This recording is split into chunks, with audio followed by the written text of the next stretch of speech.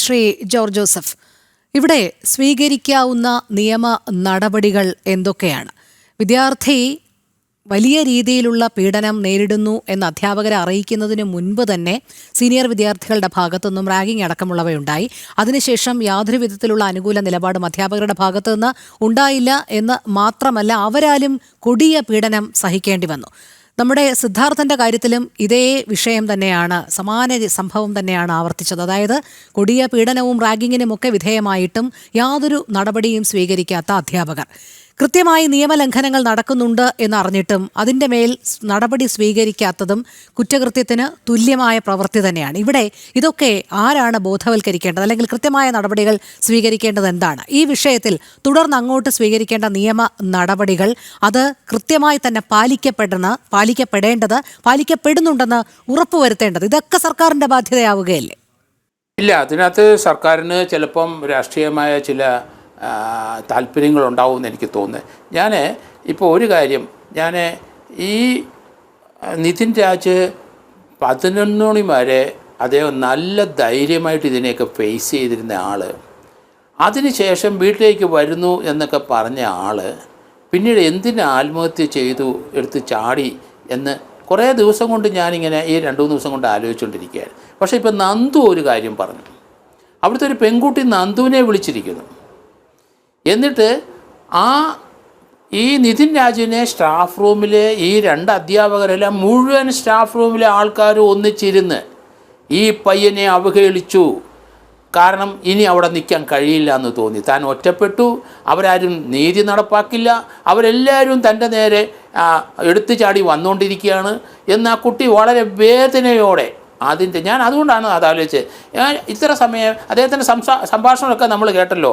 നല്ല ധൈര്യമായിട്ട് എല്ലാത്തിനെയും ഫേസ് ചെയ്യാൻ കഴിവുള്ള ബുദ്ധിമാനായ ധൈര്യമുള്ള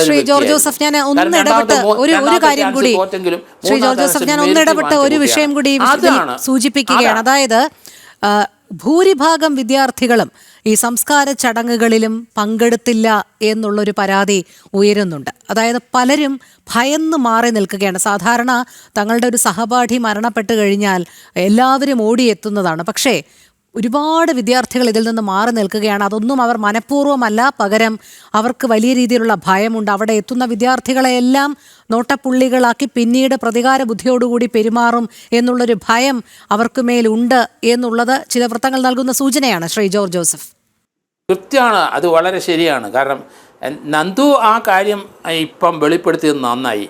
ഈ കുട്ടിക്ക് പെട്ടെന്ന് ഇങ്ങനെ ഒരു ആത്മഹത്യയിലേക്ക് പോകാൻ എന്താ കാരണം എന്നുള്ളത് ഇപ്പം എനിക്ക് മനസ്സിലായി. 2 അധ്യാപകരല്ല ഇതിനെ പീഡിപ്പിച്ചത്, ആ സ്റ്റാഫ് റൂമിൽ വിളിപ്പിച്ചിട്ട് അവരെ ഒന്നടങ്കം ഈ കുട്ടിക്ക് എതിരായിട്ട് നിന്നു.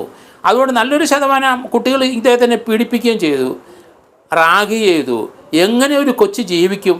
21-22 വയസ്സുള്ള ആ കൊച്ചി എങ്ങനെ പിടിച്ചു നിൽക്കും ജീവിതം അവസാനിപ്പിക്കും? കാരണം ഇനി അവിടെ പഠിക്കാനേ കഴിയില്ല എന്ന് ഉറപ്പ്. ഇത് തന്നെയാണ് സിദ്ധാർത്ഥൻ്റെ അനുഭവം ഉണ്ടായത്. കാരണം 3 ദിവസം പീഡിപ്പിച്ചത്, ഇതൊക്കെ നമുക്ക് മറക്കാൻ കഴിയില്ല. എന്തിനാണ് ഇവർക്കൊക്കെ ഇങ്ങനെ വിദ്യാഭ്യാസമുള്ള ഡോക്ടറേറ്റ് ഉണ്ടെന്നൊക്കെ പറയുന്നത്? എന്താണ് ഇവർക്ക് ഈ ഡോക്ടറേറ്റ് ഒക്കെ കൊടുക്കുന്നത്? അതെനിക്ക് മനസ്സിലാകുന്നില്ല.